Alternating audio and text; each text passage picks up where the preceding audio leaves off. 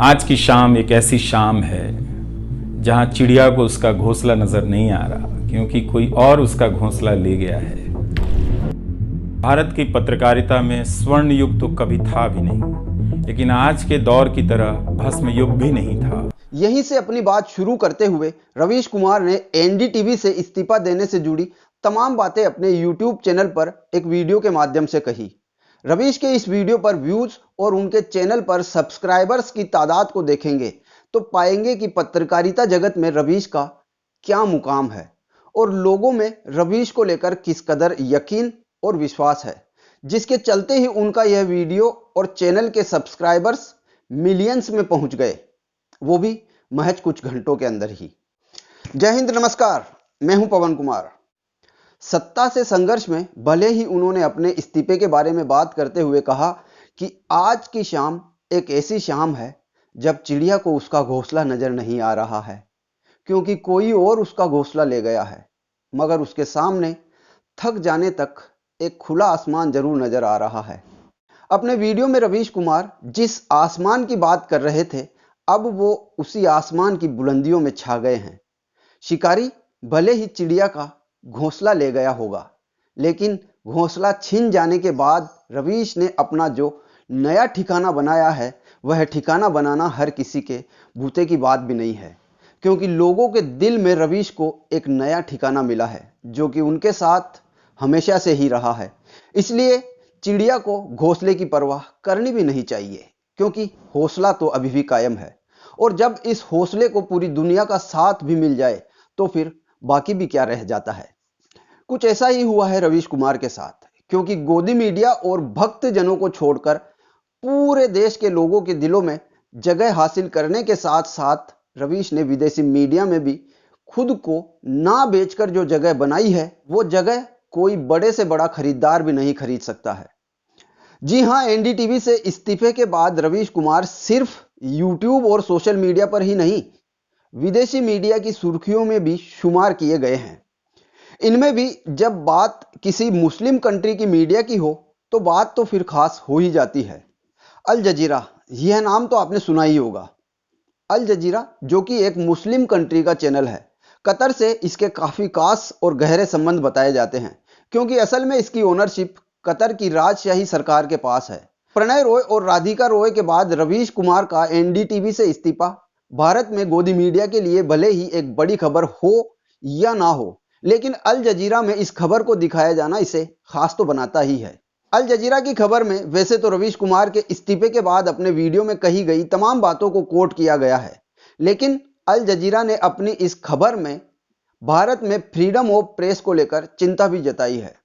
अल जजीरा ने अपने ट्वीट में जो लिखा है वो यह लिखा है कि the resignation of one of the India's most popular TV journalist has sparked concern over press freedom in the country. यानी भारत के सबसे लोकप्रिय टीवी पत्रकारों में से एक के इस्तीफे से देश में प्रेस की स्वतंत्रता पर चिंता बढ़ गई है। अपनी खबर की ब्रीफिंग में अल जजीरा ने लिखा है कि भारत के सबसे लोकप्रिय टीवी पत्रकारों में से एक यानी कि रवीश कुमार द्वारा सत्ताधारी पार्टी के करीबी माने जाने वाले एक अरबपति टाइकून द्वारा हाल ही में अधिग्रहित किए गए नेटवर्क यानी कि एनडीटीवी से इस्तीफा देने से देश में प्रेस की स्वतंत्रता पर चिंता बढ़ गई है। खबर में साफ तौर पर यह भी लिखा गया है कि राधिका रॉय प्रणय रॉय यानी कि आरआरपीआर होल्डिंग प्राइवेट लिमिटेड के पास ब्रॉडकास्टर यानी कि एनडीटीवी में 29.18% की हिस्सेदारी थी, जिसे एशिया के सबसे अमीर व्यक्ति गौतम अडानी ने ले लिया था, जिनके भारत के हिंदू राष्ट्रवादी प्रधानमंत्री नरेंद्र मोदी और उनकी पार्टी बीजेपी के साथ घनिष्ठ संबंध है। इसके अलावा रवीश के वीडियो में कही गई तमाम बातों को अल जजीरा की खबर में कोट किया गया है और भारत में फ्रीडम ऑफ प्रेस पर कंसर्न उठाते हुए चिंता जताई है। हालांकि यह अलग बात है कि जिस अल जजीरा ने फ्रीडम ऑफ प्रेस की बात की है वह खुद भी